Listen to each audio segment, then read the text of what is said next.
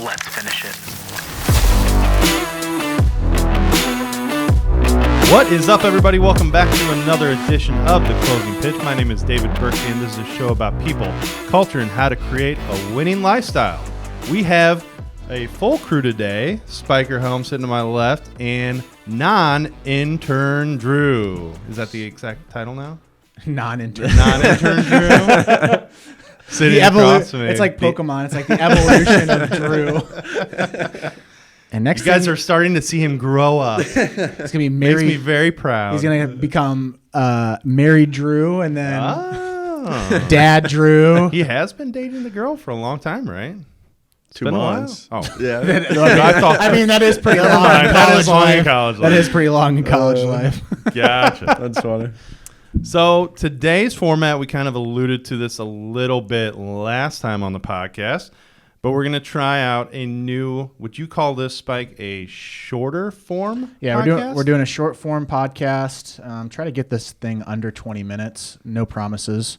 The title of this podcast, guys, is going to be 3 Strikes and We're Out, where we kind of pick 3 different topics or tweets or just trending subjects in our world of the baseball and softball space that we've seen over the past week, something that maybe, got us heated up and a little bit fired up to talk about, or something that is just, overall being talked about by a lot of parents, players, and coaches. And I wouldn't say it's all just about sports. I mean, it's just things that we find interesting that needs to be talked about, and we might not have all the answers. It's just more of like, it's our opinions. Yeah, opinions and kind of out there. I mean, I think a lot of people in the media space don't get to hit on a lot of the topics that you see through Twitter.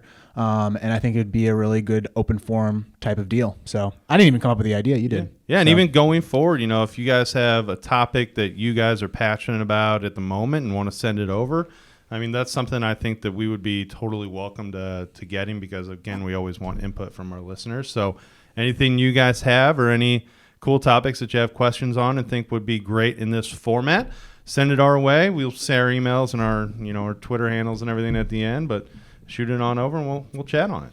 All right, first topic. First topic is, well, it's actually your topic. Yeah, so ranking youth players is dumb. Let the kids be kids. Things that matter more: education, grades, character, morals, curiosity, emotional development, leadership, charisma, and discipline. When typing up that tweet, This is a Spiker tweet. I was not thinking that this was going to catch fire. It was just literally something that I thought at the top of my head, because someone sent me a straw poll. Some adult created a straw poll of kids in the area, and like people were voting on these kids on like who was the best player. 12, 13, 14, and then 15. Okay. Jeez. And the reason that they were doing it was to promote their facility, and it was a marketing tactic. But for me, that just feels really odd that you don't know these players, and then you put out a ranking system of these kids, and then you pin against everyone against each other to vote for these players and try to get them to prop up who they are. And it's not like there's no validation or anything. It just seems like you're destroying, obviously, those kids that got picked. Like, they're probably like, oh, yeah, I got picked. But then, like, the kids that aren't in it, that makes me being like, I really don't want to be a part of this. Well, I mean, it's crazy how young ranking systems are getting. I mean, it was back when I was playing, we didn't even have rankings in high school. It just didn't happen. The only rankings I ever knew of were, like, the Baseball America Top 100 for the draft. Mm-hmm. That was the only thing I ever knew about. But obviously, it's starting to trickle down, and you got, big ranking systems in the high school of PG, Perfect Game, and PBR, and they have state rankings, national rankings, regional rankings, and then, you start to see now, on social media, these guys coming out with 12U player rankings, which, I guess what caught you off guard and got you mad was, what age is this appropriate? Where are we going to stop with this? Are we going to get down and wake up in 3 years and there's going to be 9U, player rankings for the first baseman in the area? That's going to be crazy. And in my early days of my career, I started a website called tournamentguy.com, which was basically a listing service for tournaments. And there's a number of really cool services out there that still do that. We've shut our platform down, but we were really big in the social media space. We had a lot of following, and it allowed us to be in the conversations of a lot of top businesses that are out there. And a lot of those conversations did center around team rankings and player rankings. And when thinking about it, I never spoke up about like, is this really right? Like, are we really promoting the sport? Are we really bringing more people into our sport? Or are we kind of indirectly pushing people away from the sport because it's just not enticing? Like, I don't want to be ranked. I just want to enjoy the game and I want to play it and I want to have fun. And if you look at the data, there's a summit every year. They didn't have it last year. I think it was offline or online, and they didn't come in person. But it's a summit, and they have statistics on youth sports, and it's declining. Like, we have hard data that the participation rate in sports, youth sports, and in baseball has been declining, not increasing. We haven't seen those big number jumps to where we're bringing more people in, and kids are actually quitting the sport earlier, not staying in the sport. And if you look at the cutoff date, it seems like more kids, and we've talked about this in the podcast, more kids are quitting sports before the age of 14. Like, again, it's going to naturally happen over time because the game gets a little bit harder and your interest kind of weans off. But us adults are trying to make this be like ESPN or the pro circuit and ranking players and having conversation around these people. And what does that do to the mind of a 12 or 13-year-old kid who's getting voted on like he's a piece of meat? I just don't agree with it. And you might disagree with me. You might be like, well, I don't get it, Spike. You're kind of being over the top on it. But I always look at the data, and I'm big on trying to bring more people into the game. I take the Babe Ruth method, which is he was one of those people that I want every kid to have a bat and glove in their hand and play this sport. And he meant boys and girls. So that's the same thought process that I go in. I love the upper levels. I love elite baseball, and I love seeing that play out on a field because it's really enjoyable to watch. But at the same time, I still want to see Johnny, who's 7 years old, who is still trying to figure out how to run in a straight line. So, I mean, so you guys coach all the way from 5U, 6U with the Tigers all the way to 18. So what age do you think it is time to lock in? Like, where they're developed enough to...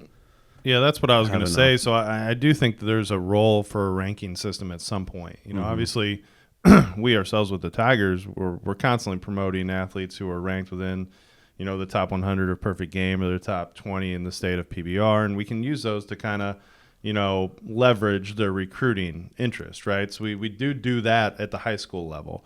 And even for some of the guys who are lucky enough to be recruited prior to that, that has been something that we've talked about.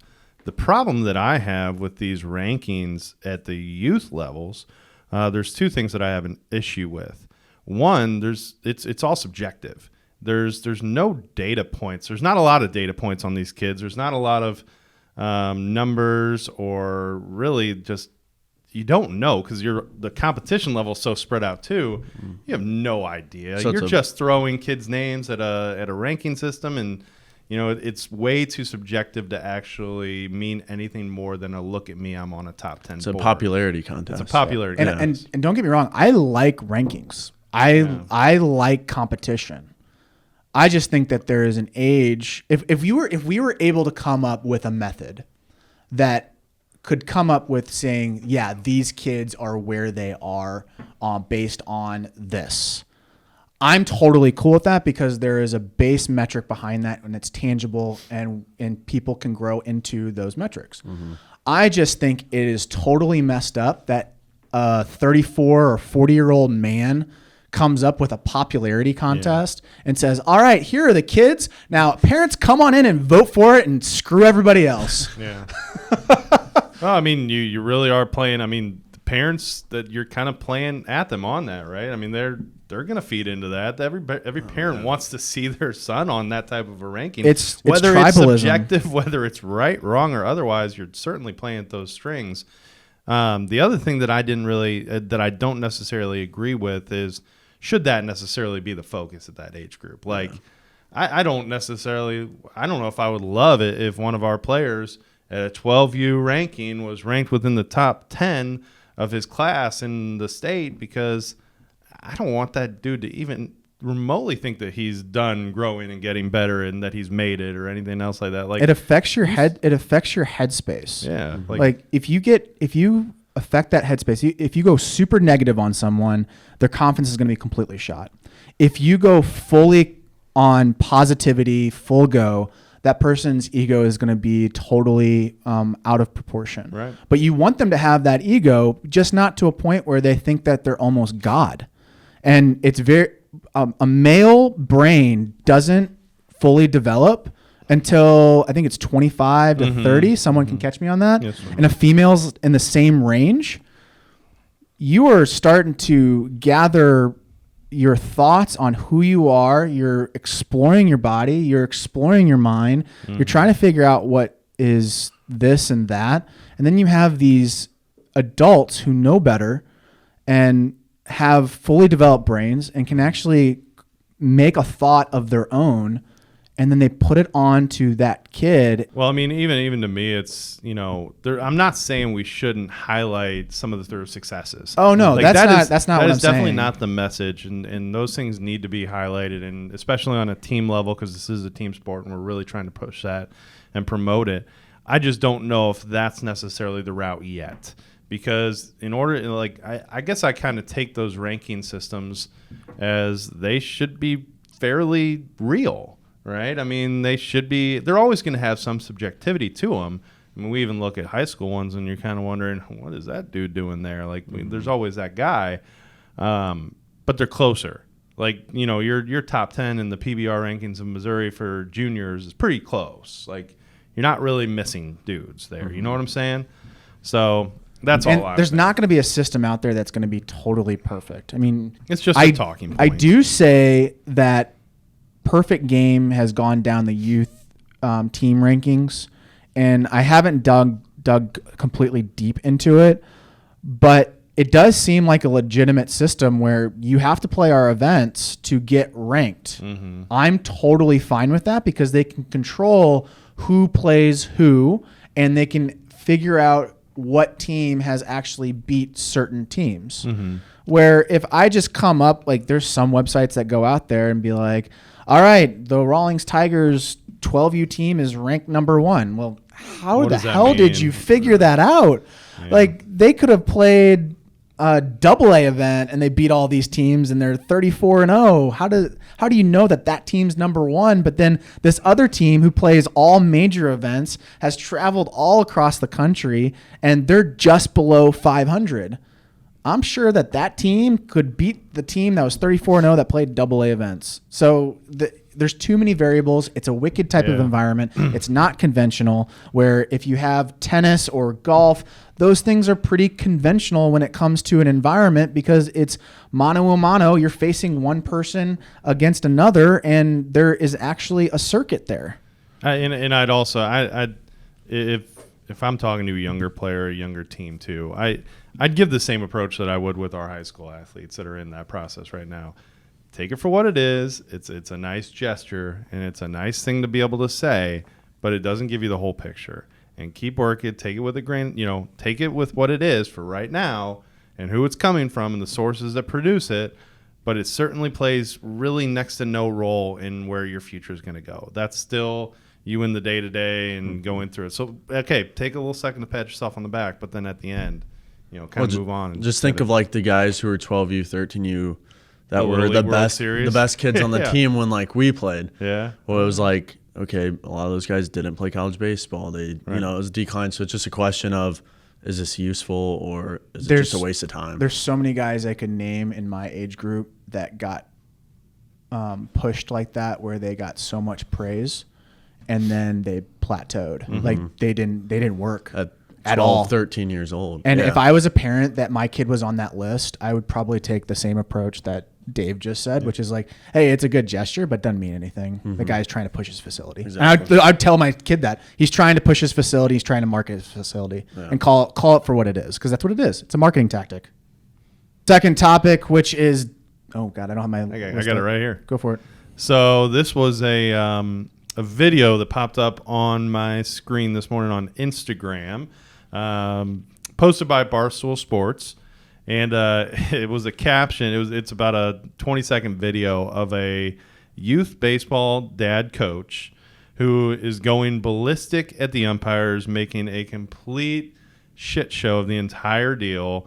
I think he started off the video laying down, covering home plate up in dirt, then getting in the umpire's face, yelling in front of everybody. There are kids on the field. The opposing coach is literally looking at him like, what are you doing?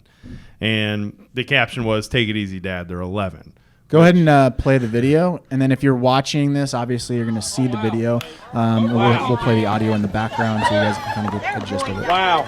Why are you tossing? Because you're awful, you missed that one, and you just wanted to go, get your money's worth? You think everybody's paid attention to watch you? Hey, there's kids out here, man. Hey, be a role model. Yeah, that goes on the same point of the participation rate in youth sports has declined because you have people that get too emotionally invested into the situation. Bro, this isn't professional baseball. This isn't college baseball. You are not getting paid. You're a volunteer coach, and you are making a clown out of yourself. If I was a kid and that was my dad, I would freak out. I'd be like, I don't want to play anymore. Well, there's zero place in amateur sports for this. Zero, in my opinion. Absolutely zero. And I can't tell you, over my 12-plus years of being on the other side, being a coach, not a player, and I can tell you as a player, many more stories, but of how many times, whether it be on the youth side or the high school side, that you just see dads or coaches going into these blow-up episodes, losing their mind over a game that they're not going to remember 3 months from now, let alone a year, and just literally acting like the most immature idiots on the field for stupid reasons, like, I got to protect my team, I got to do this, or that umpire's out to get us, or that, and it's so ridiculously wrong, in my opinion, that if you ever see someone, just think about, what are you there for as a coach? Are you there to yell at the umpire? Do you really think the umpire came out with the idea that day that I'm going to come over and I'm going to screw that team? Do you really think that they're going to do that? Do you really think that, it's a good role model, that you're setting those kids up, that in another situation of their life that they're not going to act out like that because they've seen an adult do it?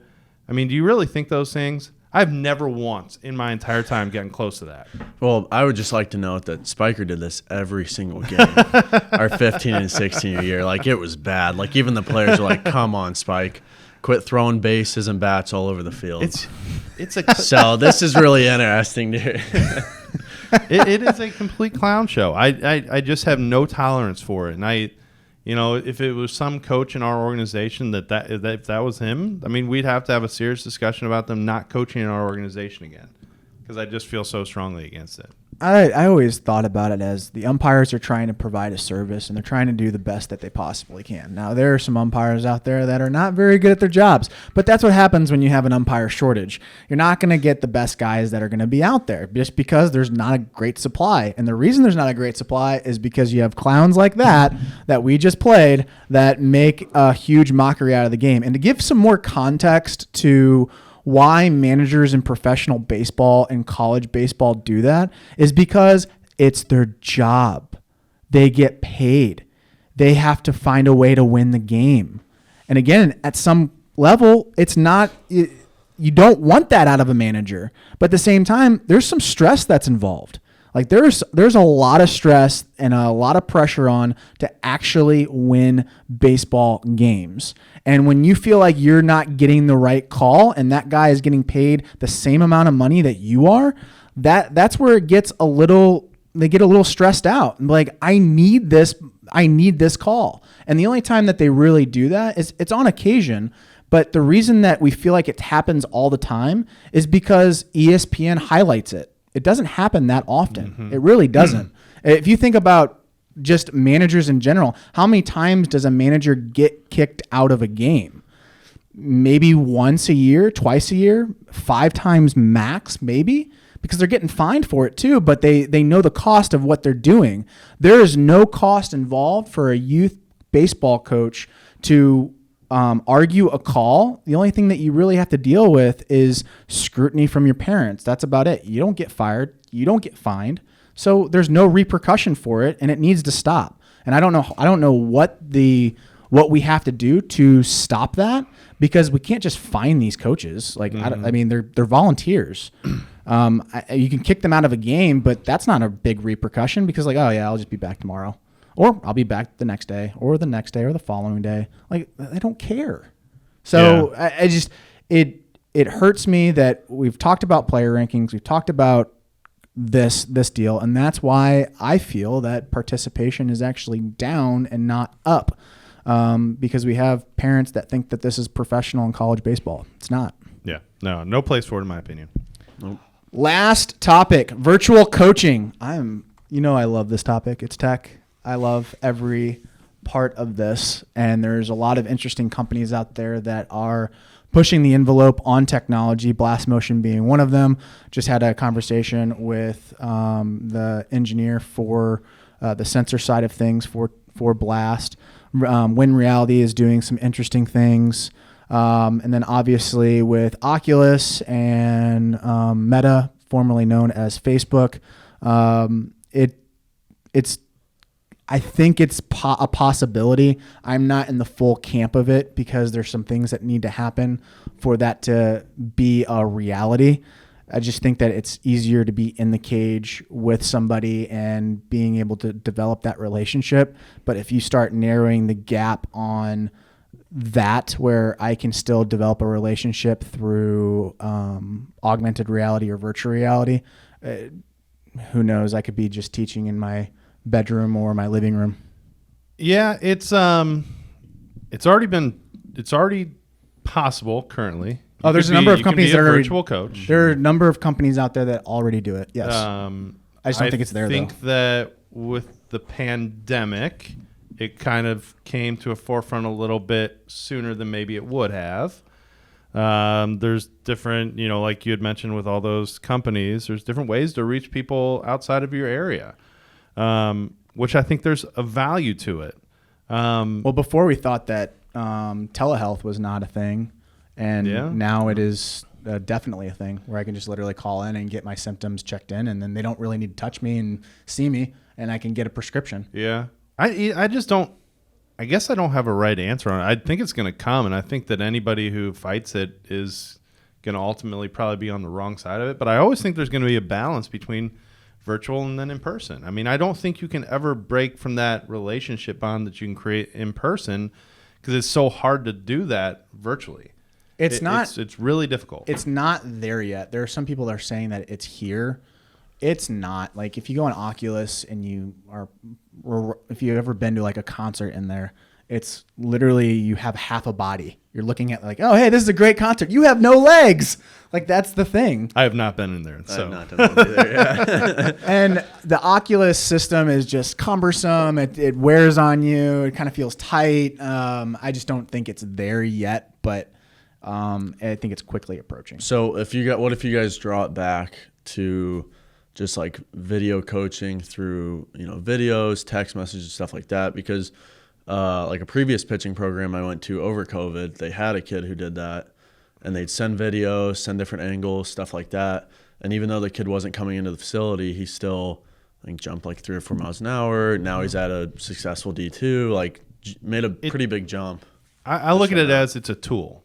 Right? And we don't necessarily know exactly how that tool is going to be used, but I don't want to count it out either. Like, if there can be some benefit added, some value added to the situation that I'm currently in, whether I'm a coach or a player, then I definitely always want to keep that option open and keep that door open.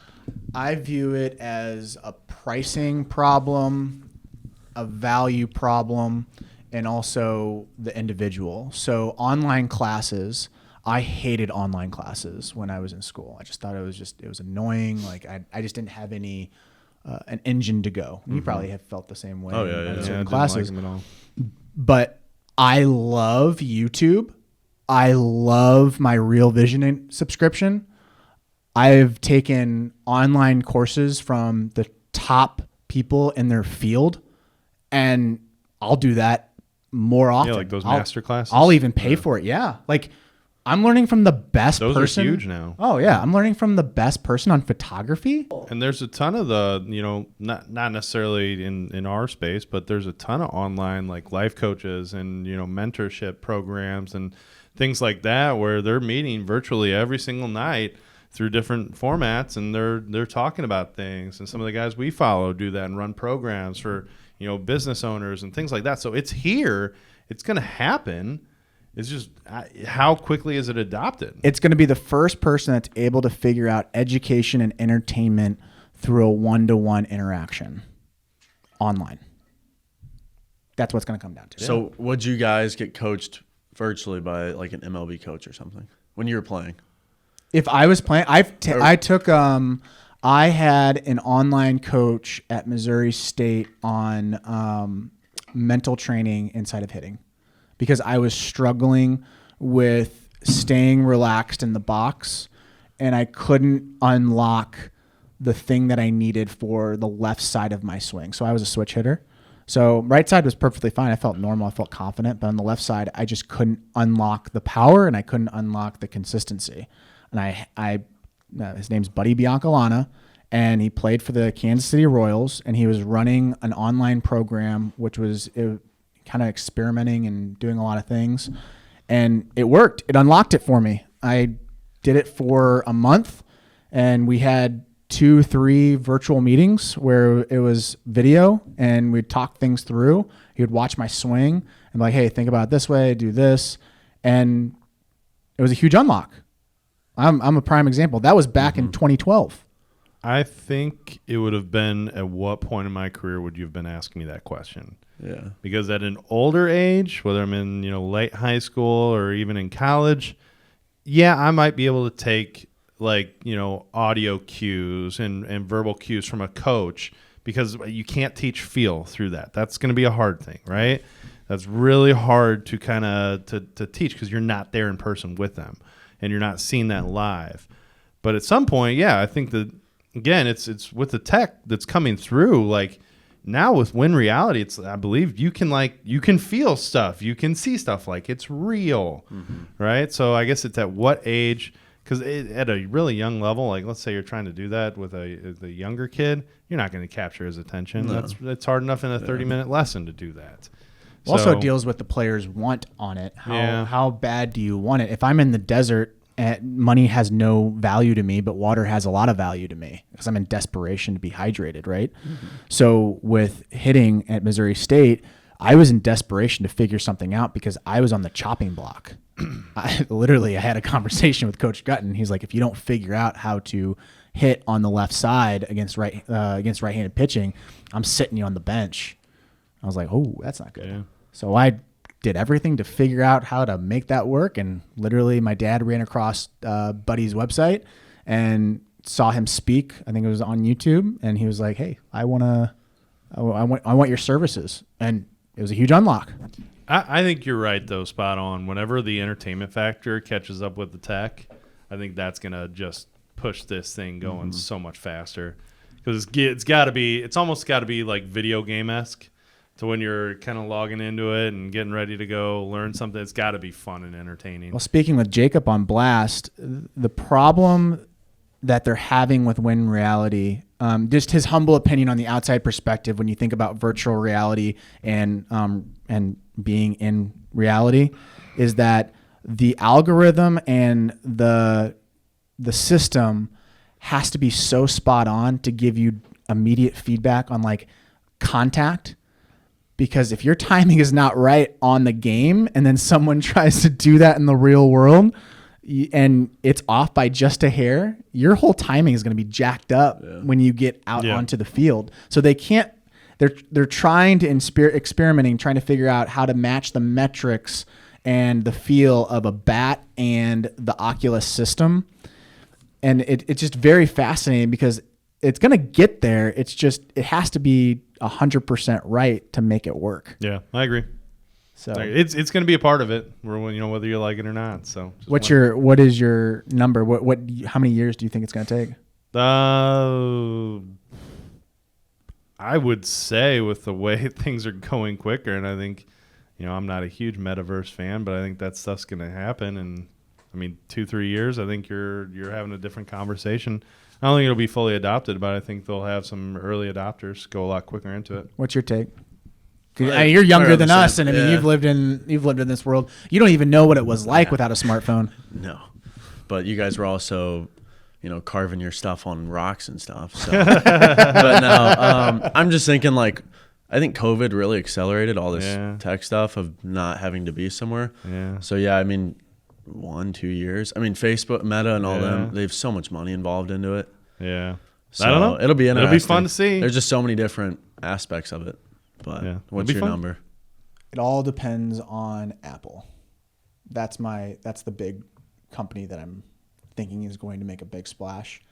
There've been rumors on the augmented reality glasses. Hopefully it's not a bust like the Google glasses. Mm-hmm. Remember those? No. Google glasses came out 5 years ago, and it was just a huge bust. Like, it just didn't make sense. Like, it didn't do much. It was slow. It didn't really have augmented reality. It was just basically a screen right in front of you. If Apple figures out how to get projections out there and you're able to interact with it. Snapchat is another company that's working really heavily on it. So if you have a three person race right now between Facebook, Snapchat, and Apple, it could happen in 3 years, and then it explodes, and then next thing you know, we're in a augmented world in 5 years. That'd be my guess. Yeah, I'm actually going to change mine a little bit further. I think it's going to take longer than what I said, because the way I've always thought about tech, and especially in our space, is it's always a trickle down from the top to the bottom. It goes to the top first, your major league levels, the people who have the money to invest in it, and then they find a way to make a cheaper alternative for the masses. Mm-hmm. And then it's the same thing here. Like, they're going to explore in different areas where they're going to actually make a lot more money than just youth sports. And then it'll trickle down to youth sports with products. Well, also think about the iPhone. When Steve Jobs came out with the iPhone, it was just like, it was a shocking moment. It was I remember when it came out, I was like, oh my God, this is amazing. Yeah. I can have music and my contacts and my camera in one device. What? That is mind-boggling. How did he do that? It's going to happen with glasses. It has to. It's going to be one of those things where it's something that we didn't even think about happening, and then people are going to build on top of this thing, and it's just going to be exponential. So when is the Metaverse first closing pitch podcast episode? No. Where you guys are wherever never. And just holograms? Never. Never? I don't. Never. All right. I won't be a part of it. Spiker will have a different host. I'll be all in on augmented reality. I'll be all in on virtual reality and augmented reality. I know I'm in the minority when it comes to this. I just think it's inevitable, and I feel like there's going to be more progress than decline when it comes to that stuff. I do think that we'll have to figure out how to interact with each other a little bit better. I do think that's going to get lost, but again, it always swings really heavy one way, and then you have to swing it back the other way, and there's going to be a plateau period. So my bet's on human beings, and we're going to figure it out.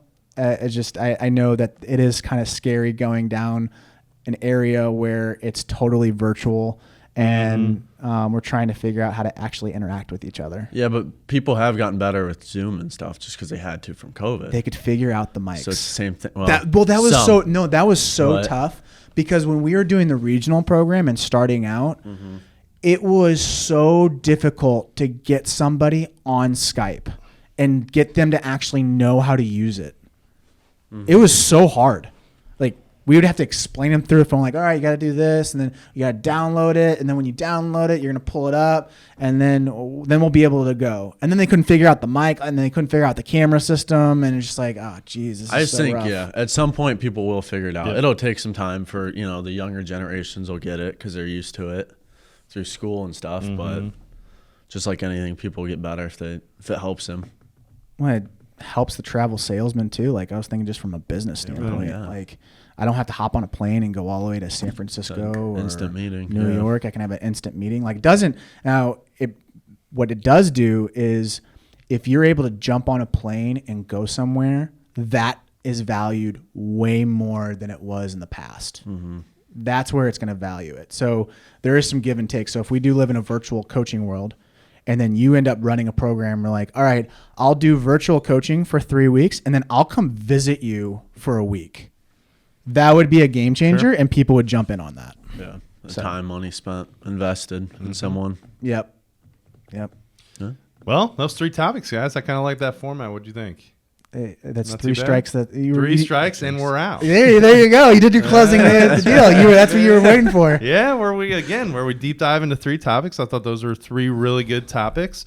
I thought we had some good points on it. And guys, if you are listening and you have a topic that you want us to talk about on the closing pitch in this new format of a show that we're going to be putting out alongside with our long form content and everything else that we do in our interviews, send it in. My email is at dburkby@rawlingstigers.com. Spikers is at spiker@rawlingstigers.com. And Drew is what do you I don't have an email yet. You can That's the next step. that's the evolution. Yeah, that's the Email Drew. Guys, also, I want to stress that this is opinion. This is not fact. This is just conversation. So please don't go and think, oh, this is exactly fact. No, it's opinion, and it's just our thoughts on the topic and our experiences. Everyone has their own experiences, their own thoughts on certain topics. That's why we want you to jump in on this conversation. Write us a review, send us a tweet, send us an email.